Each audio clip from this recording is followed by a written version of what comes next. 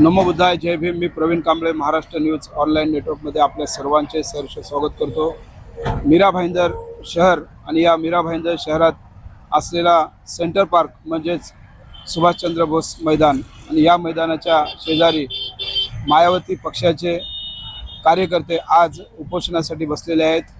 त्यांची इच्छा आहे की मीरा भाईंदर शहरामध्ये जे पथविक्रेते जे लोक आहेत, ज्या ठिकाणी फळवाले, फ्रूटवाले, भाजीवाले, जे धंदेवाले जे रस्त्याच्या कडेला आपला धंदा चालवत असतात, आपला रोजी व्यवसाय चालवत असतात, त्यांच्यावरती मीरा भाईंदर महापालिका कुठेतरी अन्याय करत असल्याचं या ठिकाणी निदर्शनास आल्यानंतर व त्यांची या ठिकाणी जे आहे लूट होत असल्याचे निदर्शनास आल्यानंतर इंगळे नावाचा जो व्यक्ती आहे त्यांनी संबंध मीरा भाईंदर महानगरपालिकेच्या विरोधात व तसेच स्थानिक नगरसेवकांच्या विरोधात बंड पुकारलेला आहे. या ठिकाणी आमरण उपोषण केलेलं आहे. पाहूया या आमरण उपोषण करणाऱ्या व्यक्तीची गाथा काय सांगत आहेत ते आणि कशा पद्धतीने मीरा भाईंदर शहरातील आयुक्तांना या ठिकाणी ते आपली मनोकामना सांगत आहेत व कशा पद्धतीने प्रतिक्रिया व्यक्त करत आहेत. पाहूया पुढील बातमीमध्ये. नमस्कार इंगळे साहेब, आज तुम्ही जे आहे सुभाषचंद्र बोस मैदान या ठिकाणी उपोषणाला बसलेले आहेत, काय कारण आहे, काय सांगा?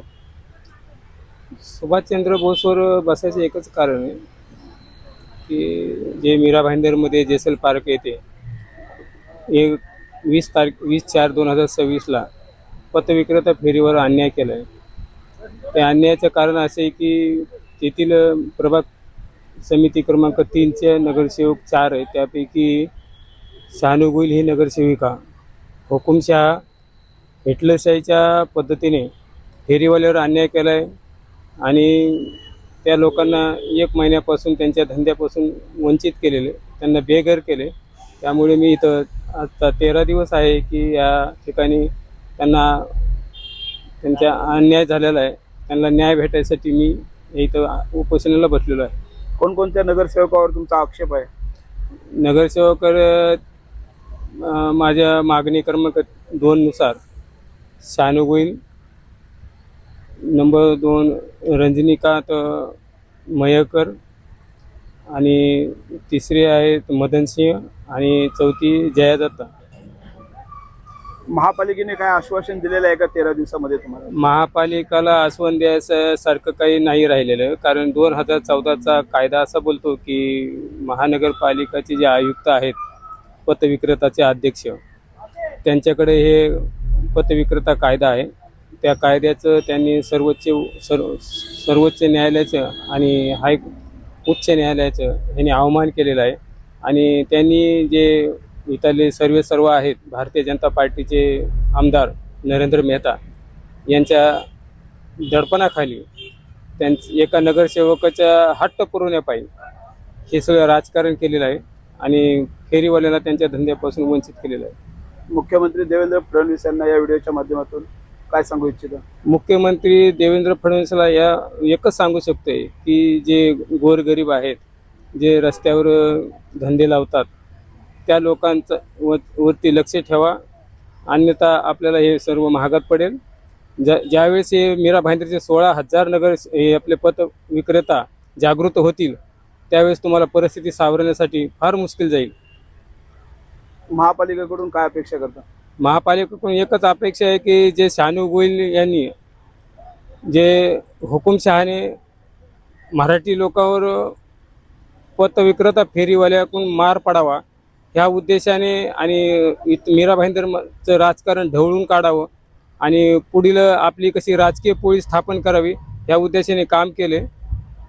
त्यामुळं मीरा भाईंदर महानगरपालिकेकडून माझी एकच अपेक्षा आहे की मीरा भाईंदर हे महानगरपालिकेचे आयुक्त आहेत राधा विनोद शर्मा यांनी लवकरात लवकर जे फेरीवाले हटवले गेलेत त्यांना पूर्वरत जागेवर बसवून त्यांना न्याय मिळवून द्यावा. परंतु फेरीवाले जे आहेत ते रस्त्यावरती आपले धंदे वगैरे चालवतात, त्याच्यामुळे ट्रॅफिकची पण समस्या या ठिकाणी निर्माण होते. आताच नुकतेच एक महिलेचा देखील मृत्यू झालेला आहे. मग ती परिस्थिती कशी नियंत्रणात आणली पाहिजे? मग नाही, फेरीवाल्याचा जर ट्रॅफिकचा मुद्दा आहे, ट्रॅफिक होत नाहीये, ट्रॅफिक घडवली जाते कारण फेरीवाल्याला कोणत्या मुद्द्यांनी काढलं जातं. आता मीरा भाईंदरमध्ये फेरीवाल्या आणि ना फेरीवाला क्षेत्रच नाही. मीरा भाईंदरमध्ये 2008 पासून जे धोरण ठरवले, आज किती 2008 आणि 2026 ह्याच्यामध्ये किती अंतर आहे की भारतीय जनता पार्टी आता इथं राज करते. मग आतापर्यंत त्या भारतीय जनता पार्टीला कळलं नव्हतं की या फेरीवाला क्षेत्र बनवायचं. आयुक्ताला सांगून, त्यांच्या जे पतविक्रेता जे समितीला सांगून काहीतरी त्याच्यावर तोडगा काढून पतविक्रेता फेरीवाला क्षेत्र बनवण्याचं कोणी बनवायचं होतं. हे आतापर्यंत जे हप्ते खायासाठी ह्या लोकांनी हे सगळे योजना राबवल्यात आणि त्यांना जर हप्ते भेटायचा प्रसंग नाही आला की मग फेरीवाला क्षेत्र आहे, ना फेरीवाला क्षेत्र आहे किंवा ट्रॅफिक आहे, हे त्यांचे सगळे बहाणे असतात. आणि आपल्याला आता नुकतंच इलेक्शन झालेलं आहे, निवडणुका, आणि आपल्याला फेरीवाल्याकडून कसा हप्ता भेटेल ह्या उद्देशाने हे काम चालू केलं. यांचे राजकारण आहे. फेरीवाल्याचं काही ट्रॅफिक होत नाही, काही नाही. किती दिवसपर्यंत अजून हे उपोषण चालणार आहे? जोपर्यंत फेरीवाल्यांना त्यांच्या जागावर त्यांना बसवलं जात नाही तोपर्यंत माझं हे आंदोलन चालूच राहील. फेरीवाल्यांचा कसा सहकार्य आहे तुम्हाला? मला फेरीवाल्यांचं सहकार्य आहे, कारण मी बहुजन समाजाचं नेतृत्व करत आहे. बहुजन समाज पार्टी इथे 2009 पासून कार्यरत आहे आणि आम्ही चांगल्या प्रकारचे काम करतो. आमच्यावर चांगला विश्वास आहे. येणाऱ्या पुढील इलेक्शनमध्ये, निवडणुकामध्ये आम्ही चांगलंच आमचं वर्चस्व गाजून 145चे आमदार यांना आम्ही हाकलवण्याचा प्रयत्न करणार. काय सांगाल साहेब, एवढी मोठी मीरा भाईंदर महापालिका आणि एकीकडे जे विक्रेते आहेत त्यांना आज उपोषण करण्याची वेळ येते. इंगळे साहेबांसारखा एक ज्येष्ठ कार्यकर्ता जो आहे आज या ठिकाणी गेल्या 13 दिवसापासून या ठिकाणी उपोषणाला बसलेले आहेत. कसं पाहता या सर्व विषयाला? ॲक्च्युली मीरा भाईंदरची जी जनता आहे, फेरीवाली जनता म्हणतात, ते दुकानदारी वगैरे करतात, त्यांच्यावर पोट आहे आणि त्यांना जर बसू दिलं जात नसेल, तर त्यांना त्यांच्या हक्कापासून वंचित ठेवलं जात असेल, तर ती पण एक कायद्याने चुकीची गोष्ट आहे. त्यासाठी त्यांनी नगरसेवक आहे, आमदार आहे, त्यांनी त्यांच्याकडे त्या नजरेने बघावं आणि त्यांना लवकरात लवकर न्याय मिळून द्यावा. आणि एवढ्या दिवस वाट पाहू नये, कारण काय, ती गरीब जनता आहे. त्यांनी रोज खड्डा खाण्यात तेव्हा रोज पाणी प्यायचं त्यांची हे, त्यांना सर्व्हिस नाही, नोकरी नाही आहे आणि त्यांनी जर धंदा नाही केला तर त्यांचे पोटपाणी कसं भरणार? त्यांनी त्यांच्या मुलाबाळाचं शिक्षण कसं करावं? घराचं भाडं आहे, लाईट भाडं आहे आणि एवढी महागाई गगनाला भिडायला लागली. त्या फेरीवाल्यांनी कुठे जावं, कोणाकडे बघा. आता नगरसेवक म्हटल्यानंतर सेवकच आले ना, ते जनतेचे सेवक आहे. नगरपालिका म्हणजे ते आज इथे मतदान करतात, तुमच्या वार्डमध्ये इकडे तिकडे जिथे असतील तिथे मतदान करतात ना, त्यांचा अधिकार ते बरोबर करतात. पण त्यांनी न्याय देण्याची त्यांनी कृपा करावी, बाकी काय. आणि एवढं मोठं हे करून घेण्याची हे पण नाही आहे, कारण का गरीब जनता आहे. त्यांनी स्वतःहून त्या गोष्टीचं पुढे येऊन त्यांनी लक्ष दिलं पाहिजे खरं म्हणजे, आणि त्यांना न्याय मिळून द्याल तेवढी आम्ही प्रतीक्षा बघतोय. हे झाले काय म्हणजे, हे जे फेरीवाले ते महानगरपालिका क्षेत्रामधले हे आहेत, आपले मतदार आहेत आणि त्या मतदार राजाला जर तुम्ही जर ह्याच्या प्रतीक्षेमध्ये बसवत असाल, त्यांना कोण न्याय देणार? त्यांनी कोणाकडे पाहावं? नगरसेवक, आमदार, खासदार. तुम्ही जर न्याय देणार नसेल कोण देणार? मग तुमचं म्हणणं आहे की महापालिकेचं दायित्व आहे की ह्या लोकांचा त्यांना न्याय दिला पाहिजे या फेरीवाल्यांना, आपलं मत असं आहे का? होय, खरी गोष्ट आहे. कारण तुमच्या परिक्षेत्रामध्ये येतात, तुमच्याकडे ते न्याय मागतात, तुमच्याकडे ते काय असेल ते टॅक्स वगैरे सगळ्या गोष्टी आल्या ना त्याच्यामध्ये.